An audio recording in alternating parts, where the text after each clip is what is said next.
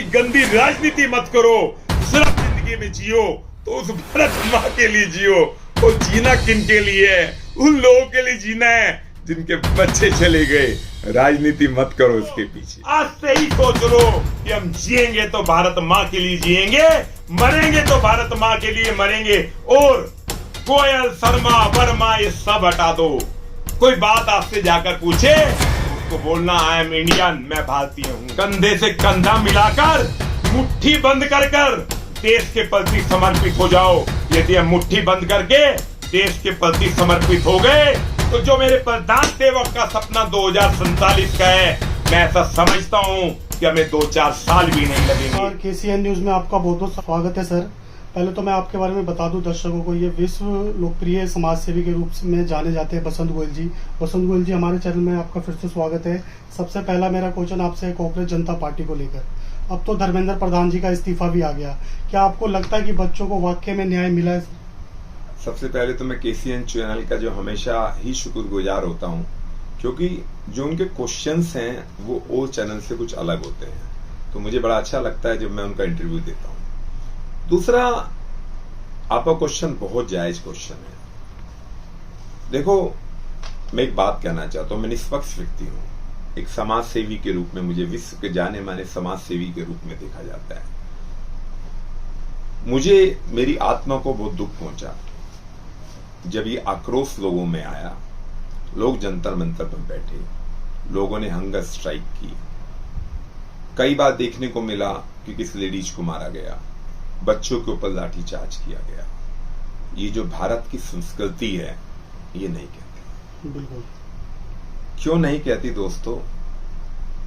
हम लोग ना एक ऐसे देश के निवासी हैं जिसके बारे में हमेशा कहा जाता है लाइफ में कि हमसे अच्छी संस्कृति, हमसे अच्छा इतिहास, हमसे अच्छे जो लोग हमारे लिए कुर्बान हो गए नहीं होंगे पूरे विश्व में। तो जब हमारी संस्कृति ये कहती है कि पूरे विश्व में ऐसा भारत देश है जो कोई नहीं हो सकता, तो ऐसा क्यों होता है? अब दोस्तों, मैं इसके पीछे की कहानी आपको बताना चाहता हूं कि इसके पीछे की कहानी क्या है। कुछ तो लोग अपनी, जिसको रोटी सेकनी होती है वो रोटी सेकते हैं। 30 से 40% लोग तो वो लोग थे जिन्होंने अपनी रोटी सेकी, लेकिन इसके पीछे वो लोग भी थे जिनके बच्चे कुर्बान हो गए। जब हम 11वीं और 12वीं में जब उनको एक सीन दिलाते हैं कि ये बच्चा डॉक्टर बनेगा, जाकर ये देश की सेवा करेगा, भारत देश के लिए न्यौछावर हो जाएगा और क्या क्या वो करेगा। जब वो बच्चा सुसाइड कर लेता है और देवलोक में उसका गमन हो जाता है, एक बार उनके मां बाप के दिल से, वो आत्मा से पूछ कर तो देखो उनके साथ क्या बीतती है। ये हमारे दिलों से पूछो, क्योंकि हम सब भाई भाई हैं। हमारे दिलों पर क्या बीतती है इसकी कल्पना नहीं कर सकते दोस्तों। रोटियां मत सेको इस देश में, ऐसी गंदी राजनीति मत करो। सिर्फ जिंदगी में जियो तो उस भारत माँ के लिए जियो। और जीना किन के लिए है? उन लोगों के लिए जीना है जिनके बच्चे चले गए। राजनीति मत करो इसके पीछे। मैं ये बात कहना चाहता हूं कि जो आप ये राजनीति करते हैं, हंगर स्ट्राइक पे बैठे तो अपने आप को चमकाने के लिए मत बैठो। इसका एग्जाम्पल पहले आप देख चुके हो। अन्ना जी की जब ड्राइव शुरू हुई थी उसका पर्पज यही था कि हम देश में कुछ नया लेकर आएंगे। देश में नया कुछ नहीं आया दोस्तों। उस टाइम में भी ऐसा हुआ कि हमारे माननीय भाई केजरीवाल जी आए और एक दिन तो मारुति से चले, उसके बाद उन्हें SPG भी चाहिए। उनका घर देखो तो आपको एक राजमहल चाहिए। नहीं दोस्तों, हमें इन सब चीजों को छोड़ना होगा।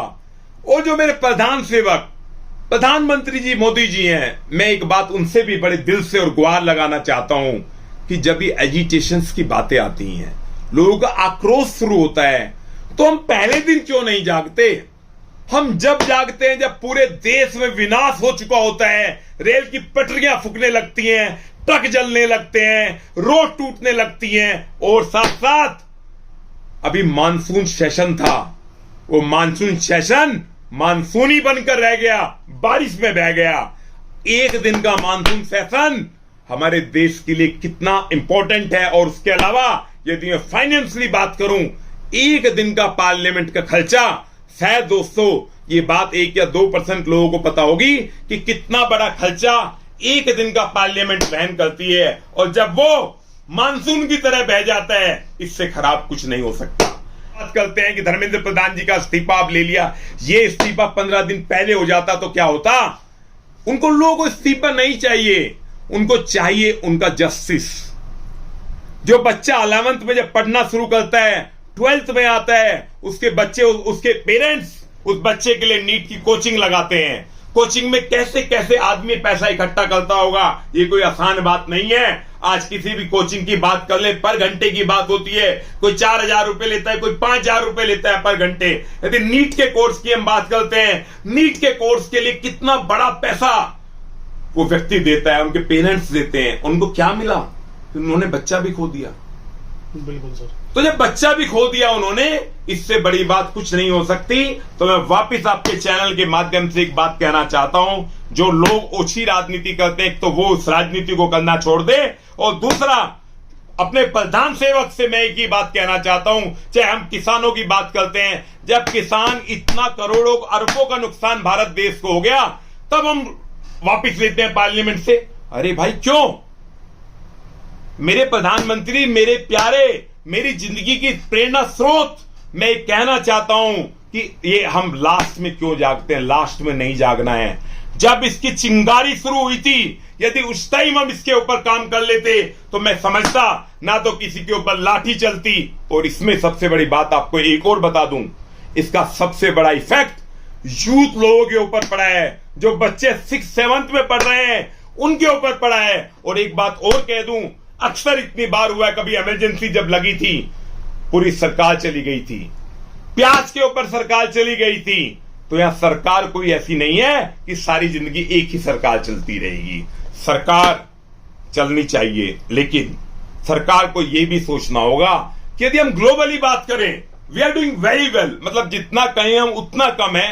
पूरे यदि वर्ल्ड में हम बात करें, इससे अच्छा समय कभी नहीं आ सकता। लेकिन सबसे पहले जहां हम रहते हैं, जो मेरी भारत मां है, जो हमारी जननी है, सबसे पहले हमें भारत मां के लोगों को देखना होगा, भारत देश के लोगों को देखना होगा। सबसे पहले उनकी समस्याओं को सुलझाना होगा। जब पहले भी इंटरव्यू मैंने तब भी बोला कि सबसे पहला मुद्दा गैस सिलेंडर है।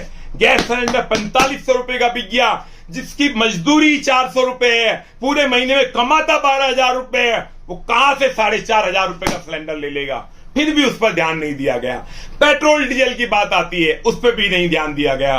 और आज वापिस पूरा देश यदि आक्रोश में है, तो मैं बात बड़े, मतलब मेरा दिल दुखी है, मेरी आत्मा दुखी है, मतलब मेरी आंखों में आंसू है। मैं एक बात कहना चाहता हूं कि हमें पहले दिन सोचना होगा, हमारी सरकारों को जागना होगा, और ये बात फील करनी होगी, यदि भारत सरकार में भारतवासियों के प्रति कुछ गलत हो रहा है, हमें उसको रेक्टिफाई करना होगा।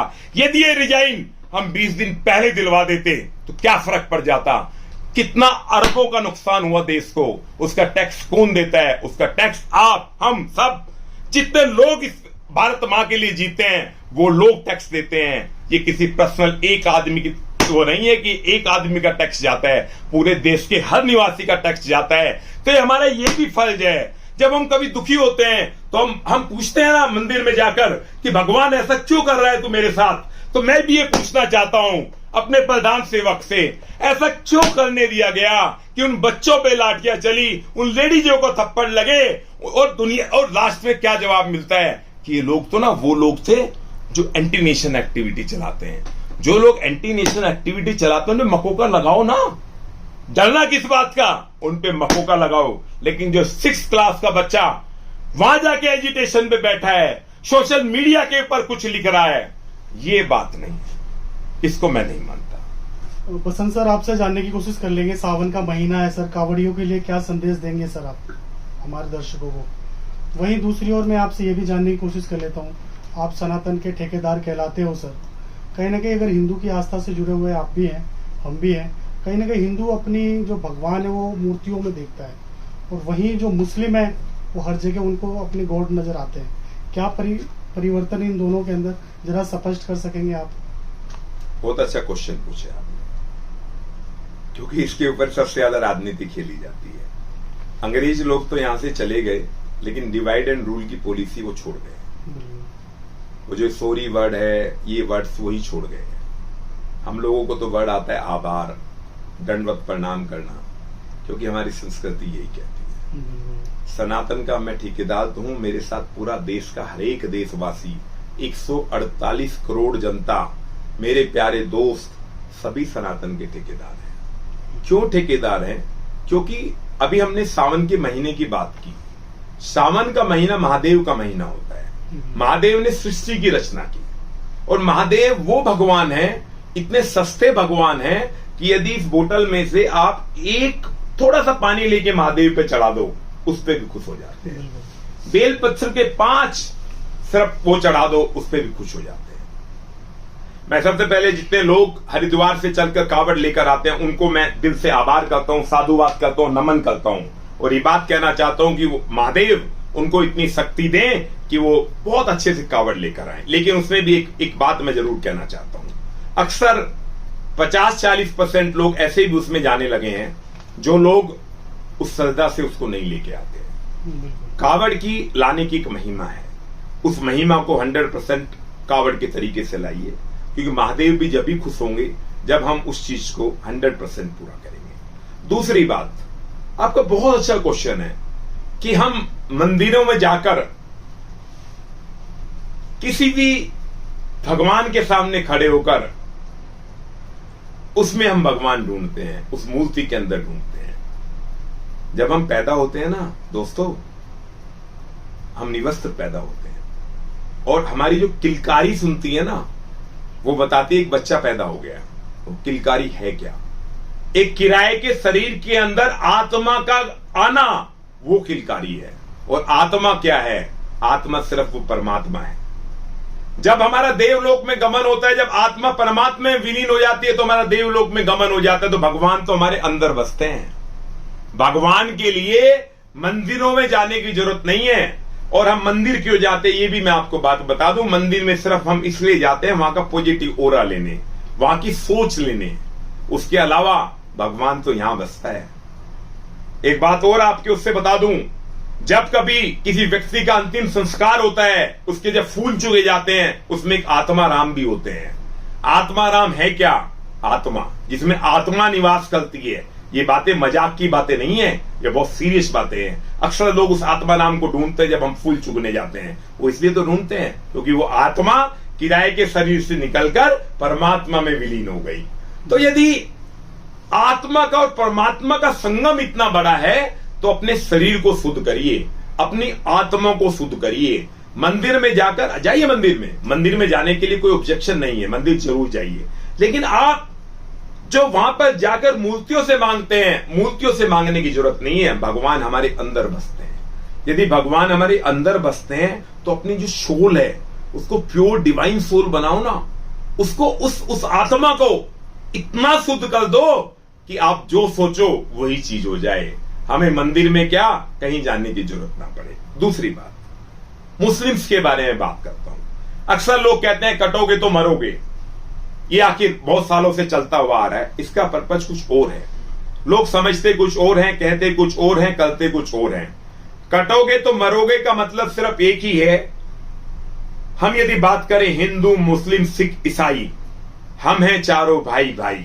भारत देश का तो ये संदेश है। कटोगे तो मरोगे का संदेश सिर्फ ये है कि सब लोग एक मुट्ठी में बंद होकर भारत मां के लिए समर्पित हो जाएं।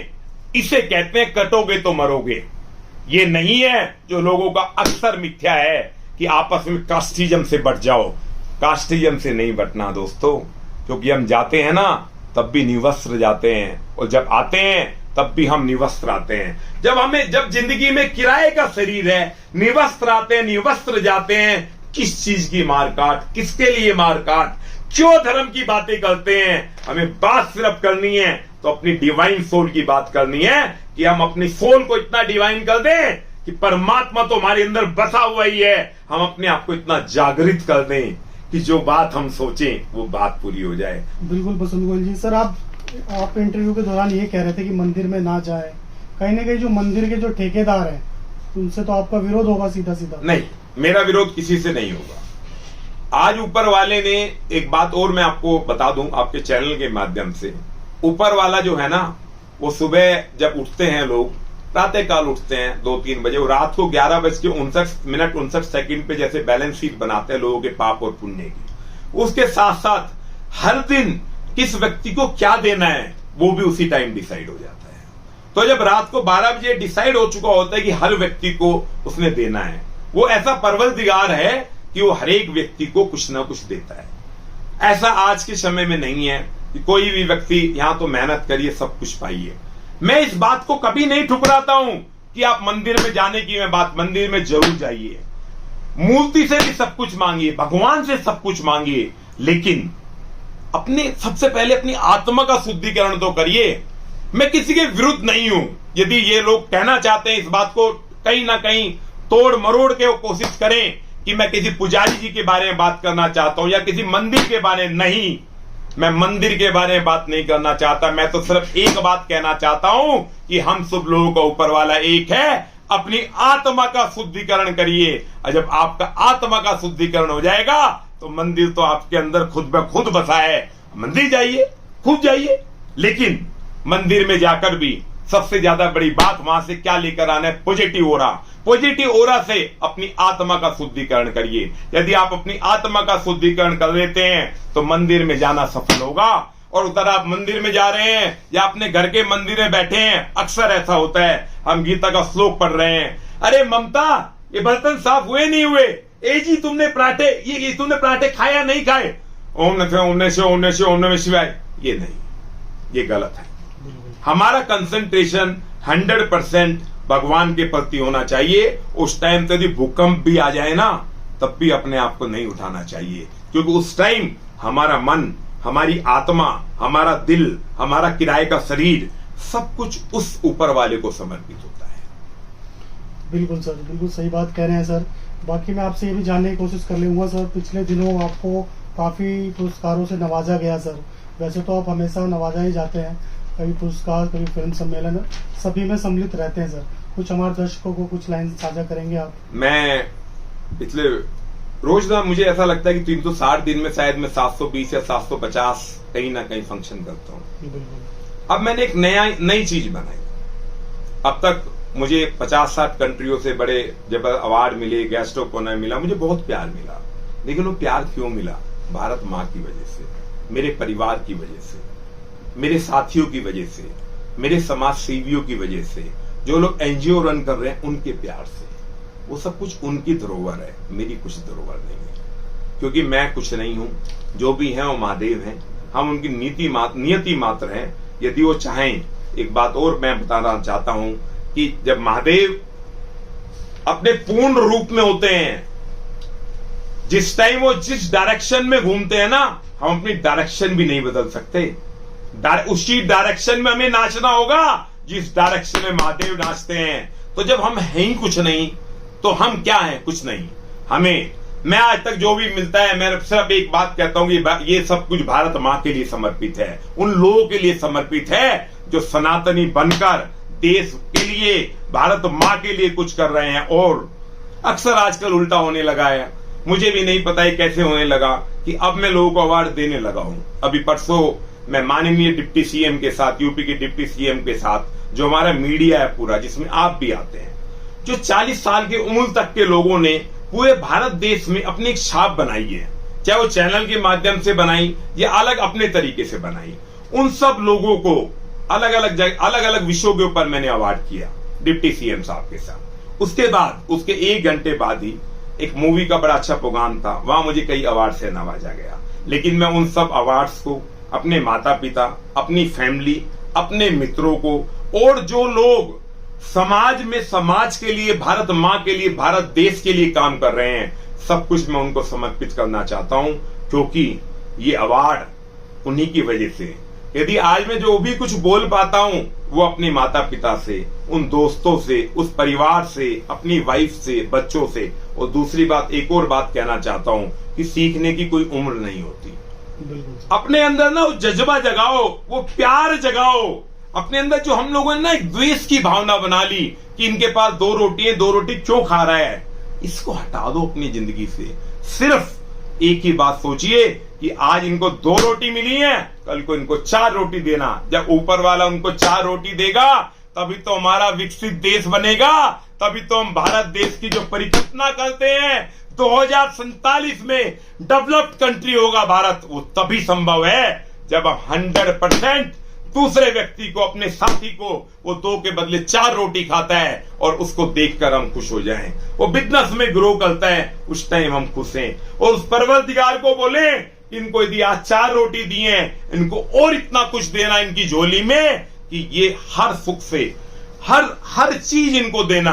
जब उनके पास सारी चीजें होंगी तो समाज भी आगे बढ़ेगा, हम भी आगे बढ़ेंगे और आप भी आगे बढ़ेंगे। मैं एक बात और कहना चाहता हूं, यदि आपको किसी के प्रति कोई गिला शिकवा भी है, सपोज आपके दिल में कोई बात है, कई बार ऐसी अनइंटेंशनल बातें आ जाती हैं, कोई बीच में मंसरा का रूप बन के आ जाता है, कोई विभीषण का रूप बन के आ जाता है, कोई ना कोई बात ऐसी बोल देता है कि उसके दिल में कहीं ना कहीं वो बात कुछ ना कुछ गिर जाती है।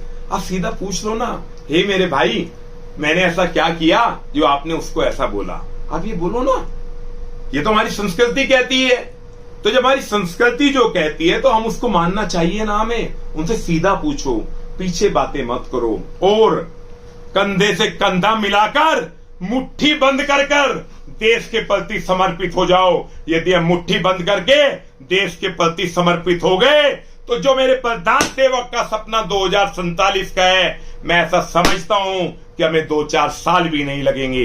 लेकिन इसके विपरीत आपको एक बात और कहना चाहता हूं, जो कटोगे तो मरोगे के ऊपर हम बात करते हैं। यदि हम सब लोग एक साथ संगठित नहीं हुए, हिंदू, मुस्लिम, सिख, ईसाई, चारों लोग एक साथ यदि नहीं संगठित हुए, तो ये बात भी मैं कहना चाहता हूं कि देश की परिकल्पना बदल जाएगी। जो हम डेवलप्ड कंट्री की बात करते हैं तो छोड़ ही दीजिए, देश पता नहीं कहां कन्वर्ट हो जाएगा।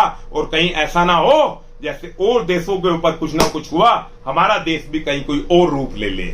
ऐसा नहीं होना चाहिए। नहीं तो इस भारत माँ और जिन्होंने हमें जन्ना है, जिन्होंने जो हमारी जननी है, उनको क्या लगेगा? तो दोस्तों जुट जाओ सच्चे दिल आस्था से, अपने ब्लड के अंदर चेंज ले आओ, इसमें रक्त बहा दो भारत माँ का और कह दो, आज से ही सोच लो कि हम जिएंगे तो भारत माँ के लिए जिएंगे, मरेंगे तो भारत माँ के लिए मरेंगे। और गोयल, शर्मा, वर्मा ये सब हटा दो। कोई बात आपसे जाकर पूछे तो उसको बोलना आई एम इंडियन, मैं भारतीय हूं। यदि कहीं भी नाम रोशन करने की बात आए तो उसमें महिला सशक्तिकरण होगा, क्योंकि आजकल की महिला वो पुरानी महिला नहीं रही। अब वो सब रानी लक्ष्मीबाई बन गई हैं। उन्होंने भी सिर पे मुखोटा पहन लिया है और सिर पे एक चद्दर तान ली है कि हम भी उन दिनों को वापस जी के दिखाएंगे और इस देश का नाम स्वर्ण अक्षरों में विश्व की किताब के हर पेज पर लिख देंगे।